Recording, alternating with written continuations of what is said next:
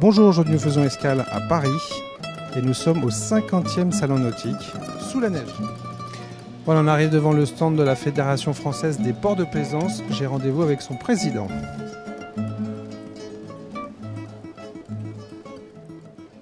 Président, bonjour. Bonjour. Merci de nous accueillir. Donc on est devant le stand de la Fédération française des ports de plaisance. Oui, et européenne aussi, puisque depuis maintenant 2 jours, la Fédération française des ports a pris pour les 3 prochaines années la présidence européenne. D'accord. Et nous recevons aujourd'hui l'ensemble des pays européens au niveau des ports de plaisance. Très très bien.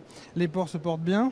Mais écoutez, on se porte de mieux en mieux. Ouais, on se porte de mieux en mieux. Nous sommes une économie actuellement qui a le vent en poupe, pour rester toujours dans les propos maritimes.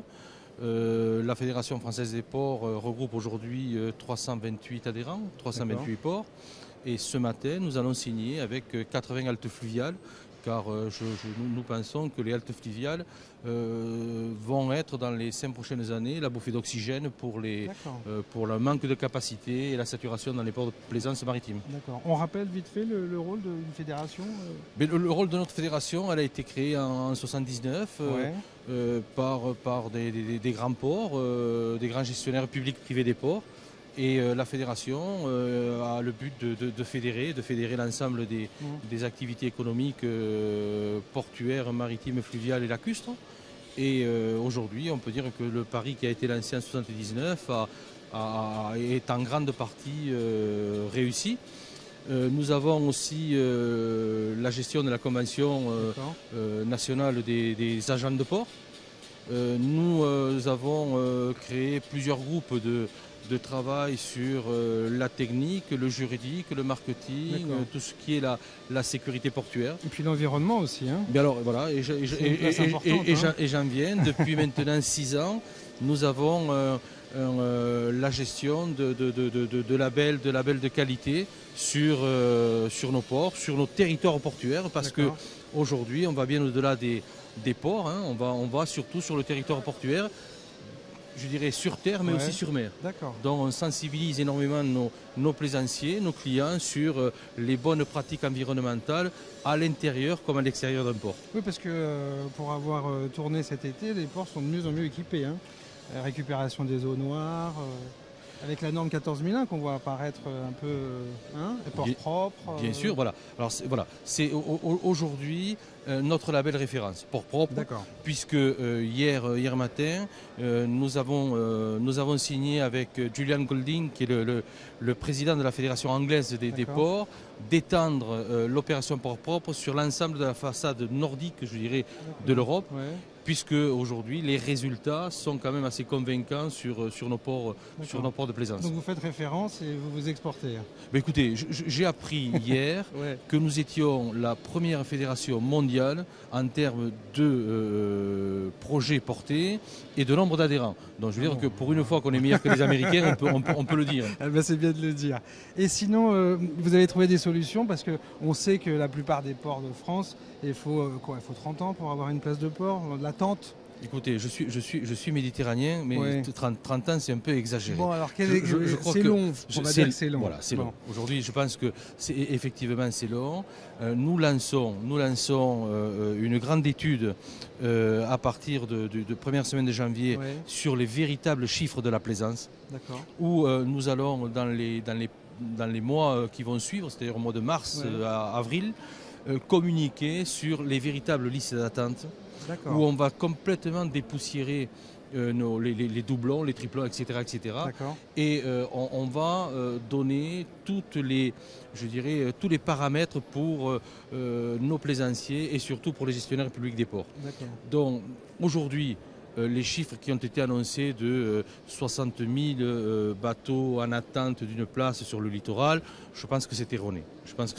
Alors en fait, tout va mieux que prévu. Alors. Je pense qu'on a depuis 5 ans résorbé ce déficit de places. Il y a eu des places qui ont été créées, donc petit à petit on arrive à structurer ceci, mais je crois que une bonne fois pour toutes, on va tordre le cou. On va tordre le cou à tout ce qui se dit et qui est complètement erroné et infondé. Bon, très bien. Il y a quand même des nœuds à droite à gauche, oui. Il y a des ports plus que d'autres où c'est vraiment très très... Non, en fin de compte, Non. vous êtes rassurant, c'est formidable ça. Mais je crois qu'il faut qu'on soit rassurant. Parce que vraiment, de l'extérieur, ça donne l'impression qu'il faut des années avant d'avoir une place de port. Écoutez, aujourd'hui, on a fait la petite enquête rapide sur nos professionnels du nautisme. D'accord. Quand on dit aujourd'hui que... un bon repère déjà. Quand on dit aujourd'hui, les ventes sont conditionnées par les places de port. C'est-à-dire qu'on ne vend un bateau que tout autant qu'on a une place du port. C'est vrai. Ah d'accord, je ne savais pas ça. C'est bien ça. C'est vrai. Mais par contre, aujourd'hui, tout gestionnaire public privé d'un port trouve des solutions, je dirais, d'attente pour que le bateau se vende et pour qu'on puisse accueillir ce genre de choses. Donc aujourd'hui, on ne peut pas dire que la profession est bloquée sur la vente et l'acquisition de c'est bien dit comme ça. Par contre, si on arrive, bien sûr, si quelqu'un vient nous dire aujourd'hui, je veux une place aujourd'hui du 1er janvier au 31 décembre, telle place dans tel port, c'est vrai que ça sera difficile. Aujourd'hui, il faut qu'on arrive à faire changer certaines mentalités. Le surbooking doit exister. Quand un bateau hiverne à terre ou s'en va en navigation, il peut être occupé par une autre place. Et comme nous avons un turnover... C'est optimisé, quoi. Voilà. C'est optimiser complètement nos plateformes portuaires. Et à partir de là, on trouvera des solutions. Après, moi je préconise totalement, je dirais, des solutions rapides sur le littoral français. Après, c'est la volonté politique qui doit se mettre en place. Sur le littoral français, on peut dégager des places laissés par d'autres activités, que ce soit le commerce, que ce soit la pêche, que ce soit la marine nationale. Un exemple intéressant, c'est l'exemple qui s'est passé à Brest, le port du Moulin-Blanc, qui en négociation avec la marine nationale ont occupé et ils ont créé une structure, je dirais, de référence sur l'accueil des bateaux. Donc, et ça marche. Et ça marche. Aujourd'hui, ce port-là, très bien géré par des hommes compétents, a un taux d'occupation. Mais bien sûr, je veux dire qu'aujourd'hui, il faut arrêter de se faire harakiri, il faut arrêter d'être dans la sinistrose.